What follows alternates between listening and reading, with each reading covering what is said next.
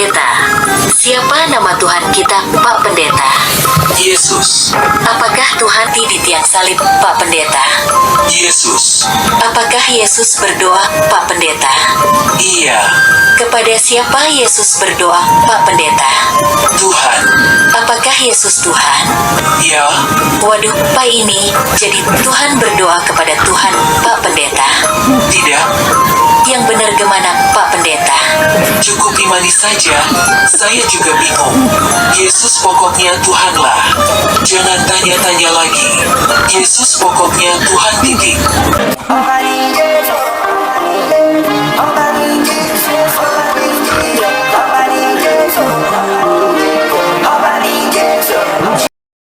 Saudara, ini adalah mengkarikaturkan iman Kristen dari cara pandang Islam. Siapa nama Tuhan kita, Pak Pendeta? Yang dimaksud di sini siapa nama Allah kita? Kalau nama Allah kita adalah Bapa, yang di dalamnya adalah firman-Nya yang kekal dan Roh-Nya yang kekal. Jadi jawaban nama Tuhan kita Yesus, ya itu dipotong. Enggak, karena asumsi Tuhan di sini adalah Allah. Terus, apakah Tuhan bisa mati, Pak Pendeta? Tidak. Sekali lagi asumsi kata Tuhan ini adalah Allah. Bukan Tuhan dalam arti penguasa yang merupakan gelar Yesus. Nah, kalau ditanya Tuhan bisa mati, itu Allah bisa mati, ya tidak. 1 Timotius 6 ayat 16. Dialah satu-satunya yang tidak takluk kepada maut. Ya, Allah adalah satu-satunya yang tidak takluk pada maut. Dia adalah Allah yang hidup. Dan tidak ada kematian di dalam dirinya. Allah tidak berkematian dalam keadaan azalinya sebagai Allah. Dan kita harus kalau berbicara tentang orang Kristen, gunakanlah istilahnya orang Kristen. Jangan paksakan istilah agama lain untuk mengerti iman Kristen. Jadi kalau saudara membuat karikatur, apakah Tuhan bisa mati? Yang dimaksud adalah Allah bisa mati. Bukan Tuhan dalam pengertian gelar kekuasaan yang diberikan Allah kepada Mesias yang telah dibangkitkan itu. Bukan. Tidak. Siapa yang mati di tiang salib, Pak Pendeta? Yang mati di tiang salib adalah firman-Nya Allah yang keluar dari Bapa, yang turun dari surga, menjelma jadi manusia, dan melalui wujud kemanusiaan ini firman mengalami kematian di atas salib untuk mengalahkan iblis, dosa, dan maut. Jadi Allah tetap tidak mati, bahkan keilahian Yesus pun tidak mati.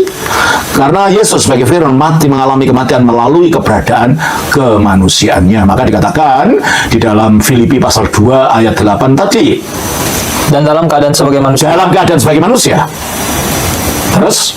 Ia telah merendahkan dirinya dan taat sampai mati. Bahkan sampai mati di kayu salib. Nah, jadi matinya sebagai dalam di atas salib itu dalam keadaan sebagai manusia. Bukan Allah yang mati, malah tidak bisa mati.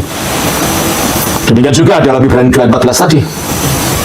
Karena anak-anak itu adalah anak-anak dari darah dan daging. Karena manusia itu terdiri dari darah dan daging, maka ia juga menjadi sama dengan maka mereka. firman Allah itu menjadi sama dengan mereka, dengan manusia, Dan mendapat bagian dalam keadaan dan mereka. mendapat bagian dalam keadaan manusia, artinya betul-betul menjadi manusia, Supaya oleh kematiannya dia mati setelah dalam wujud manusianya ini. Bukan Allah yang mati, Allah tidak bisa mati. Kemanusiaan, firman Allah mengalami kematian melalui wujud kemanusiaannya yang darah dan daging itu. Kita baca juga dalam 1 Petrus pasal 3 ayat 18. Ia yang telah dibunuh dalam keadaannya sebagai manusia. Ia yang telah dibunuh dalam keadaannya sebagai manusia. Yang mati bukan Allah, Allah tidak bisa mati. Yang mati bukan Tuhan pada dirinya sendiri. Kan Tuhan itu gelar, jabatan atau gelar tidak bisa dibunuh. Jelas ya? Jadi siapa yang mati di tiang salib, Pak Pendeta? Yang mati di tiang salib adalah firman-Nya Allah di dalam wujud kemanusiaannya, bukan dalam keilahiannya, dan bukan dalam gelar jabatannya sebagai Tuhan. Apakah Yesus berdoa, Pak Pendeta? Iya. Ya, karena dia telah jadi manusia. Manusia sama seperti kita, ya dia bisa berdoa. Di dalam segala sesuatu, dia sama dengan kita. Kita baca Ibrani pasal 2 ayat 17. Itulah sebabnya, maka dalam segala hal ia harus disamakan dengan saudara-saudaranya. Dalam segala hal, ia harus disamakan dengan saudara-saudaranya, yaitu dengan manusia. Makanya dia lahir, dia mati, dia makan, dia sakit, dia berdoa. Ya karena dalam segala hal harus sama dengan manusia. Karena dia betul-betul jadi manusia. tanpa kehilangan keilahiannya. Sebagaimana dikatakan dalam Kolose pasal 2 ayat yang ke-9. Sebab dalam dialah berdiam sejarah Sebab dalam dialah, dalam Yesus ini berdiam apa? secara jasmania Wujud jasmani, seluruh kepenuhan kealahan. seluruh kepenuhan kealahan. Jadi Yesus ini di dalam dirinya yang wujud manusia ini juga memiliki kepenuhan kealahan. Yang mati adalah wujud kemanusiaan dari firman, bukan hakikat keilahiannya yang juga ada di situ. Jadi, siapa yang mati di tiang salib, Pak Pendeta? Yesus sebagai penjelmaan dari firman Allah yang menjadi manusia. Apakah Yesus berdoa, Pak Pendeta? Ya, karena dia telah menjadi manusia sama seperti saudara dan saya. Dia pun makan, dia pun dilahirkan sebagai manusia. Kepada siapa Yesus berdoa, Pak Pendeta? Dia berdoa kepada Bapaknya. Sebab yang jadi manusia bukan Bapa, firman. Dalam wujud inkarnasinya yang manusia, dia adalah makhluk yang berdoa kepada Bapa. Dia bukan berdoa kepada dirinya sendiri, enggak. Ya, berdoa kepada Bapa. Mari kita lihat Yohanes pasal 17 ayat 1. Demikianlah kata Yesus, lalu ia menengadah ke langit dan berkata, Bapa. Iya toh? Yesus mengadah ke langit. Berarti dia tidak berdoa kepada dirinya sendiri. Kalau berdoa kepada dirinya kan dadanya gini. Dia mengadah ke langit, berdoa kepada Bapa. Sebab Bapa adalah asal dari mana dia keluar tadinya. Dan ketika dia jadi manusia, dia memiliki wujud kemakhlukan. Dan makhluk dalam wujud kemakhlukannya inilah dia berdoa kepada Bapa. Ya. Terus, apakah Yesus Tuhan? Ya. Tapi harus mengerti, Tuhan artinya jabatan pemuliaan, bukan Tuhan dalam arti Allah. Sebab yang Allah itu adalah Bapa. Dia Allah kalau kita lihat dari sisi dirinya sebagai firman. Tapi dalam wujud manusianya, dalam wujud kemakhlukannya, dia adalah manusia yang di dalamnya berdiam secara jasmania seluruh kepenuhan kealahan, dan yang setelah diangkat dalam kemuliaan, dia diberi gelar Tuhan.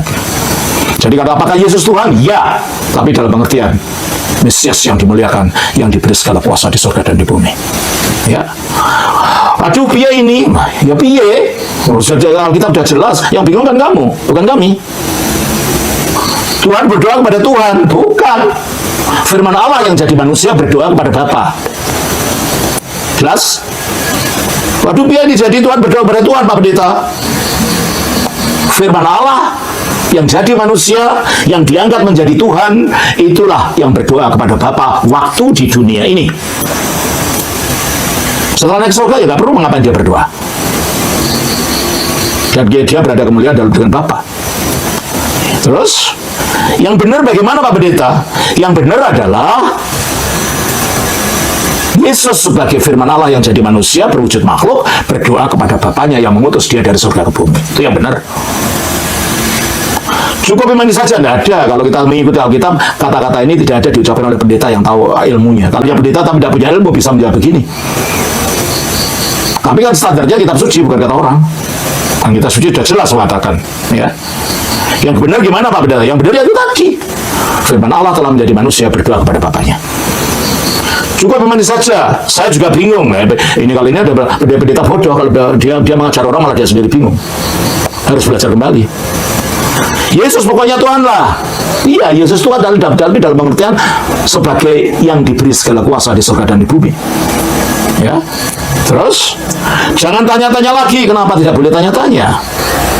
Sekarang aja saudara saya jawab. Dan kalau orang saya tanya pada saya beri keterangan. Yesus pokoknya Tuhan, titik. Enggak, Yesus pokoknya bukan pokoknya Tuhan lalu titik. Yesus Tuhan karena dia adalah firman Allah yang telah jadi manusia, yang telah mengalahkan iblis, dosa dan maut, telah diangkat dalam kemuliaan, diberi segala kuasa di surga dan bumi, dan karena itu disebut Tuhan. Saudara-saudara Kristen, saya kira saudara perlu belajar lagi iman Kristen. Tidak bisa pokoknya, main pokoknya itu tidak bisa. Karena sekarang orang luar juga menyerangi iman kita. Kalau saudara tidak tahu iman saudara sendiri, saudara liwung sendiri. Makanya banyak orang murtad.